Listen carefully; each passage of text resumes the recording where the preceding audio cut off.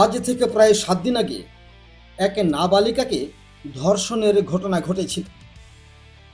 সেই ঘটনাটি কোথায় ঘটেছিল? সেটি ঘটেছিল আগরতলা শহরতলি সংলগ্ন পুর নিগমের 44 নম্বর ওয়ার্ডের মধ্যে, অর্থাৎ ডুকলি এলাকায় সেই নাবালিকা ধর্ষণের ঘটনা ঘটেছিল। ওই ঘটনার যিনি অভিযুক্ত প্রসেনজিৎ পাল, তাকে পশ্চিম আগরতলা মহিলা থানার পুলিশ যথারীতি গ্রেপ্তারও করেছে।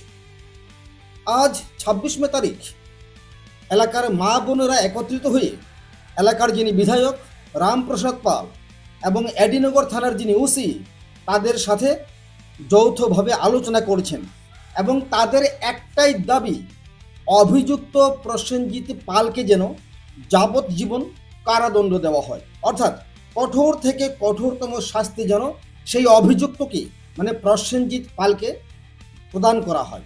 আর সেই ব্যাপারে আজকে এলাকার নারীরা একত্রিত হয়ে বিধায়ক রামপ্রসাদ পালের সঙ্গে দেখা করেছেন এবং তাদের প্রতিক্রিয়া ব্যক্ত করেছেন। এই সংবাদটি পাঠিয়েছেন আগরতলা থেকে মনীষ দেব। যে ছেলেরা যে ঘটনাটা করছে, এই ঘটনাটা লেগে আলোচনা লেগে আমরা সবাই মানে একত্রিত হয়েছি।